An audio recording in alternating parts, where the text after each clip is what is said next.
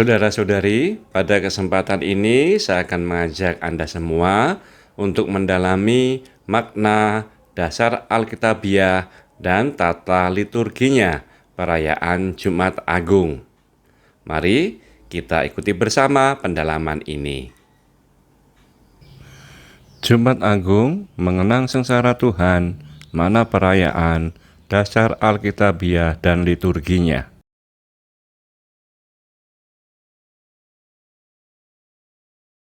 Makna perayaan. Yang pertama, mengenangkan sengsara dan wafat Tuhan. Yang kedua, menghormati salib Tuhan. Yang ketiga, berdoa untuk keselamatan dunia.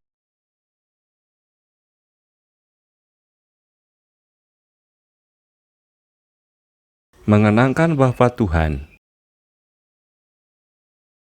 Gereja mengenangkan wafat Tuhan bukanlah pertama-tama sebagai ungkapan rasa duka citanya. Walaupun kesedihan dan duka cita tetap dialami oleh para murid Tuhan. Pengenangan akan wafat Tuhan ini justru lebih mau mengungkapkan iman gereja akan makna wafat Tuhan bagi keselamatan manusia.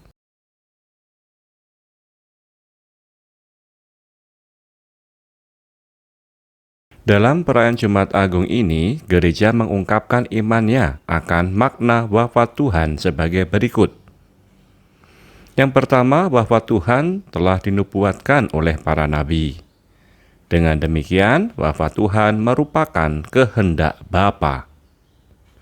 Yang kedua, wafat Tuhan merupakan wujud ketaatannya kepada kehendak Bapa. Yang ketiga, wafat Tuhan merupakan pemenuhan janji keselamatan dari Bapa. Yang keempat, wafat Tuhan merupakan tindakan Tuhan dalam menebus dosa manusia.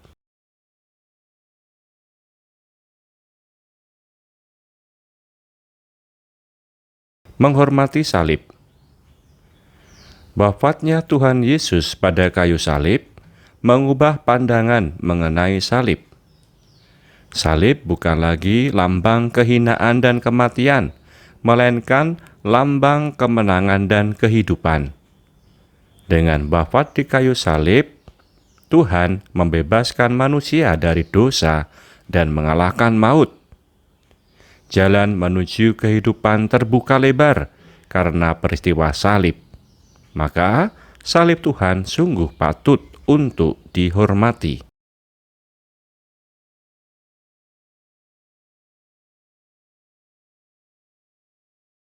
Berdoa untuk keselamatan dunia. Karya keselamatan Allah yang terjadi melalui wafat Tuhan Yesus diperuntukkan bagi semua manusia. Wafat Yesus merupakan pemenuhan janji keselamatan Allah bagi seluruh umat manusia. Gereja sangat menyadari akan hal ini. Oleh karena itu, dalam ibadat Jumat Agung disampaikan doa untuk keselamatan seluruh umat manusia dalam doa umat meriah.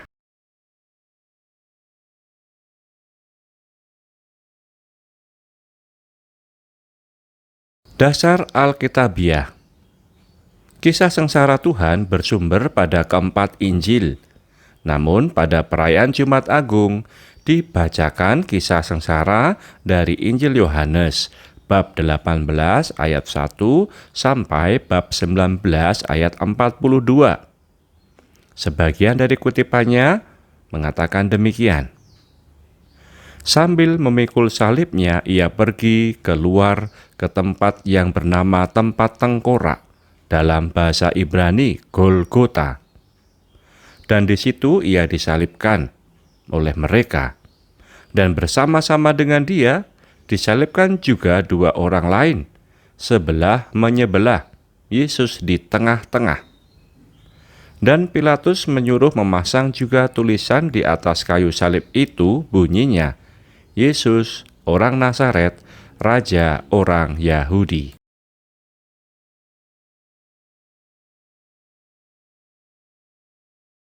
Sesudah itu, karena Yesus tahu bahwa segala sesuatu telah selesai, berkatalah ia, supaya genaplah yang ada tertulis dalam kitab suci. Aku haus. Di situ ada buli-buli penuh anggur asam. Maka mereka mencucukkan bunga karang yang telah dicelupkan dalam anggur asam pada sepotong hisap, lalu menghunjukkannya ke mulut Yesus. Sesudah Yesus meminum anggur asam itu, berkatalah ia, "Sudah selesai." Lalu ia menundukkan kepalanya dan menyerahkan nyawanya.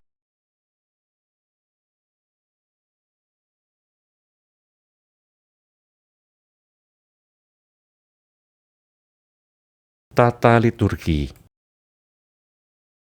Pada perayaan Jumat Agung tidak ada perayaan Ekaristi atau misa.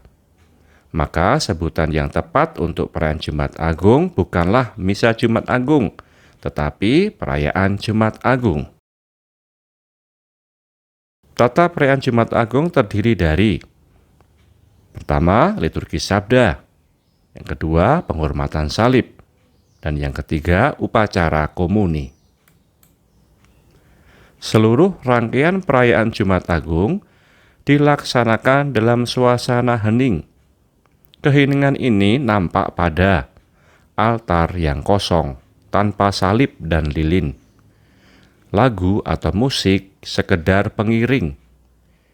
Ibadat dibuka tanpa lagu dan tanpa salam, dan ditutup tanpa lagu dan tanpa berkat.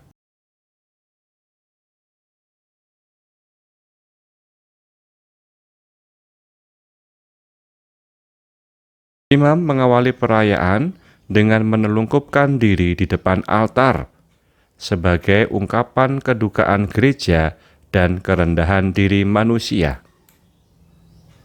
Kisah sengsara dibawakan secara tradisional oleh 3 orang, yakni diakon atau imam, dengan dibaca atau dilagukan. Jika tidak ada diakon, lektor dapat membawakannya. Liturgi sabda diakhiri dengan doa umat meriah. Intensi doa untuk Gereja Kudus, Bapa Suci, para pejabat gereja dan umat beriman, calon baptis, persatuan umat Kristiani, orang Yahudi, orang yang tidak percaya akan Kristus, orang yang tidak percaya akan Allah, dan orang yang menderita.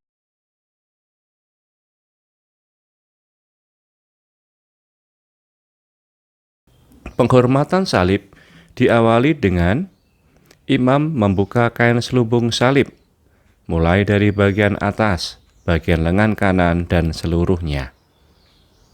Setiap selesai membuka selubung, imam mengangkat salib dan seluruh umat menghormatinya dengan berlutut. Kemudian umat diberi kesempatan untuk menghormati salib, dapat secara pribadi maupun bersama-sama.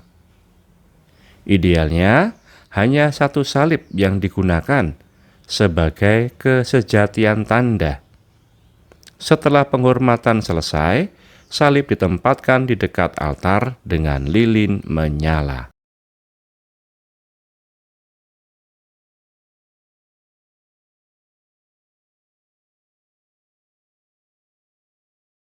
Upacara komuni dilakukan dengan diawali doa Bapa Kami. Komuni diambil dari tempat penyimpanan di luar gereja dan dibagikan kepada umat. Pada bagian penutup, imam mengucapkan doa sambil mengulurkan tangan ke arah umat tanpa memberi berkat dengan tanda salib. Kemudian meninggalkan gereja dalam keheningan dengan terlebih dahulu memungkuk hormat ke arah salib. Umat meninggalkan gereja dengan terlebih dahulu memungkuk hormat ke arah salib. Demikianlah saudara-saudari pendalaman yang telah kita jalani.